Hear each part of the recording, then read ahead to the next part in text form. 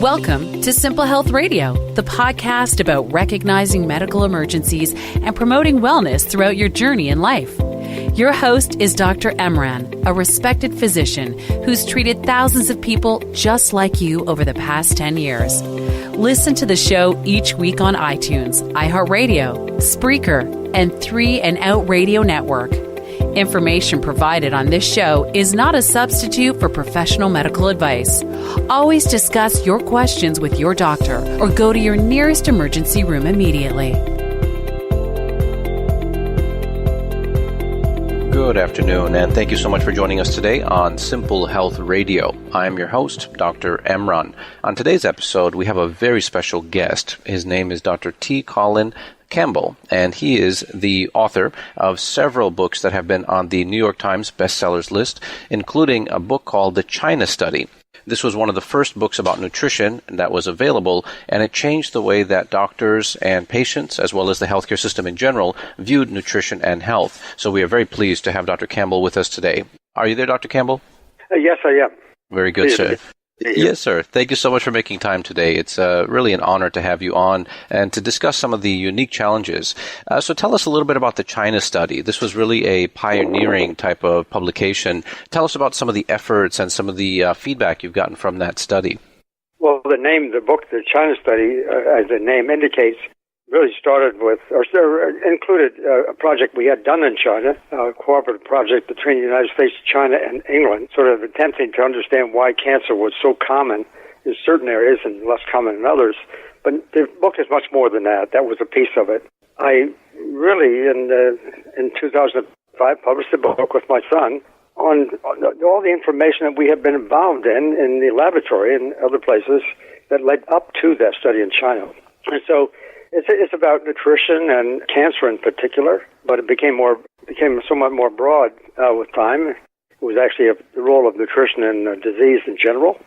So, and I'm a biochemist in part by training, and so we really did a lot of laboratory work on this question, especially on the question concerning the role of, it turns out, in fact, of protein on the development of liver cancer, if I can be very specific. And we really got into that question. I was, at the time, earlier in the 1960s, coordinating a nationwide program of feeding malnourished children in the Philippines. And there, we were attempting to make sure these children got enough protein. That was commonplace thought, if you will, in our community and the nutrition community. But then I sort of got the impression, and a little bit more than that, I saw some evidence that children who were more likely to get liver cancer were those who were consuming the most protein.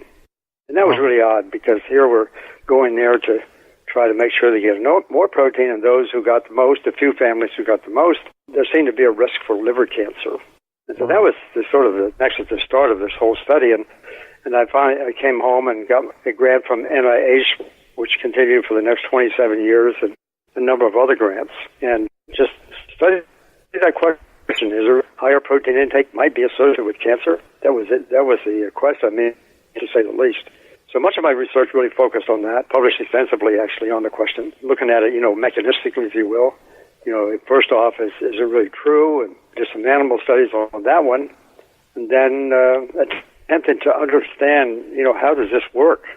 Eventually, it turned into something much, much bigger than that one project. It really began, for me, to question what I have been teaching in nutrition over the years and what my colleagues have done, and started to really question pretty fundamentally what we tend to think about that science of nutrition. Yes, sir. Excellent. So the China Study, eventually when it came out in 2005, it was a summary of all that sort of thing. Yes, sir. Very good. And then since that time, has the link with protein and the liver cancer, as you mentioned, been upheld with other research and other studies, to your knowledge? Yes. There's been a couple of other studies on the liver cancer protein thing, but actually we went far beyond that. In those days, I was using the liver cancer as a model to study, quite frankly, the of cancer, which starts with a mutation, usually involves environmental chemicals, that sort of thing. And so it was kind of just a model in the laboratory. It wasn't so much just on protein and liver cancer. In that context, yes, it all relates. A lot of information has been published over the years having to do with the role of nutrition in general, on cancer in general, as well as other diseases. And diet high in animal protein are coupled really, really well, or associated really strongly with the development of these other diseases like diabetes even, and Yeah, it's a much bigger question, but that's what got replicated over the years. Yes, sir. Yes, sir. And then you've also published 2 other books. One was called Whole, and the other was The Low Carb Fraud, both of which were on the New York Times bestseller list. Those were looking at nutrition and health in a different way. So could you tell us what your research found after you had published those books as well? Was traditional and nutrition research and other kinds of biology research, I think, for the most part, it's traditional to tend to think about cause and effect in a very specific way. We like to know exactly what is the cause we're working with, to know the outcome that we're studying, and just the mechanism is. And so it's a very linear sort of kind of relationship in a sense. And I just come to that's not a very good way of looking at nutrition. I call it reductionism. And it's basically we get information that's very kind of special, selective, if you will. Eventually it leads to a lot of public confusion when we talk that way and think that way. And as we went forward, especially looking for mechanisms at the cellular level and that sort of thing, the effect of nutrition on health promotion or disease prevention involves infinite numbers of nutrients and infinite numbers of mechanisms, if you will, and a very broad array of outcomes. And when you start thinking about it that way, which I call holism with a W, you see some fantastic results. The nutritional effect, in this case, the effect of a diet high in animal protein, which means high in animal foods, low in plant foods, if you will. That kind of effect, when it's done right, we can, in this case, we can see a response in 10 days. It's really quite remarkable. Serum cholesterol drops, triglycerides tend to, for the most part, but diseases and ailments that people may have that, they obviously are visiting their physicians on, broad and remarkable kind of illnesses, from asthma to chronic pain to various diseases, of course, they tend to dissipate and they start to reverse.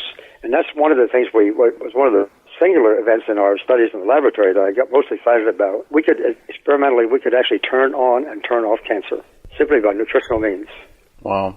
That was remarkable. And when I say turn on and turn off, I'm talking about, let's say, 100% response for all the animals in the study as opposed to 0% when you turn it off. Sure. So it was very exciting. Excellent. Very good. But it really, at the end of the day, it really has to do with a lot of things.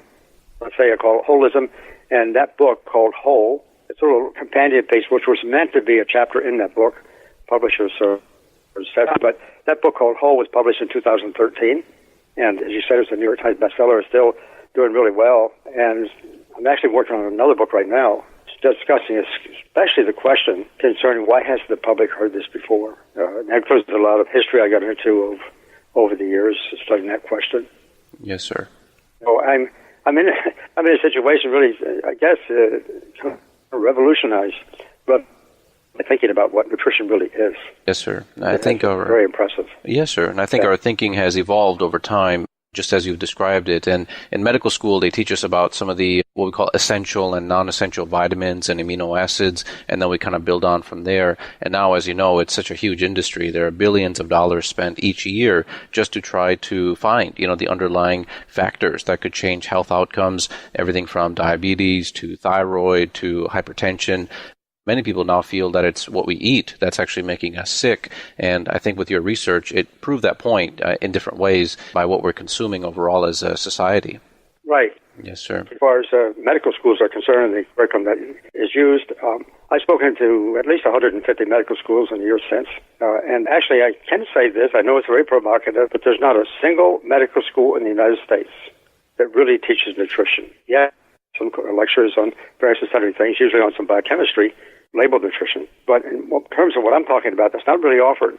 So and that's quite an issue. At the same time, of course, you know this, you can correct me on this if you otherwise, but of the 130 or so medical specialties by which, reimbursement occurs through that kind of mechanism in a sense, there's not one called nutrition.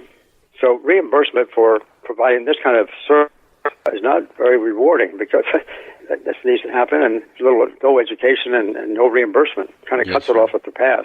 Sure. No, I agree with you on that. I don't think I've ever seen a type of reimbursement based on just nutritional counseling, at least based in the United States on what you're describing. Now, tell us a little bit more about your Center for Nutrition Studies. Is that a separate organization, or is that part of a university campus? It's a little bit of both. I taught a course on campus for a few years before I retired, before I became Professor Emeritus. That went over extremely well with students, and that was a time about 10 years ago when we were just getting into the use of internet learning, if you will, online learning. And so I took that course and put it into a nonprofit organization, and then the nonprofit develops the content, and we partner with the arm of Cornell University that does online courses. It's been really successful. I mean, Cornell's got, 200 and some courses online, and ours has been number one all along. It really is at the same time we're offering 30 Category 1 CME credits for doctors, but it's also in a form that the public can go and take the course as well. And so it's not that long. It's 6 weeks, two sort of sessions of 6 lectures each. 3 weeks of 6, 2 weeks of 6 lectures each. And so it's kind of, I'm trying to, in that case, we're trying to sort of hit the highlights of what nutrition really is and some of the exciting things that we can see with it. That's sort of the idea. It's a work in progress still, and we've had about who've gotten the certificate. It's a Cornell certificate. Yes, sir. So. Fascinating. And for our listeners who are in our audience live, I'm speaking with Dr. Campbell, who is the author of the China Study, which was one of the landmark books on nutrition and health. And ever since then, it's been a conversation starter for many, many people across the United States and globally as well. And we also talked about the other books that he had written called Whole and the Low-Carb Fraud as well. Dr. Campbell, could you give us some final thoughts, some ideas or things that people should really consider going forward to maintain their level of health? What should they be cautious by? What are some of the thoughts that you would have for them? Well, I have a couple of very, very simple sort of ideas that are really quite comprehensive. Number one, that is provided by whole foods, whole intact foods. Not the individual nutrients taken from the foods and put in the form of supplements. So I'm not talking about nutrient supplements. That's a pharmacology approach, if you will. I don't really consider that nutrition. So I'm talking about whole foods. That's one idea. The second idea is to avoid foods that have animal protein in them. Plant proteins don't do the same thing, but by saying that, animal protein containing foods, or obviously I'm talking about animal source foods, just those two simple ideas, which intends to also suggest, too, that adding back added oil, for example, or added sugar is not a good idea. Using spices and so forth and so on, and so we can still retain the various ethnic, the deliciousness of foods.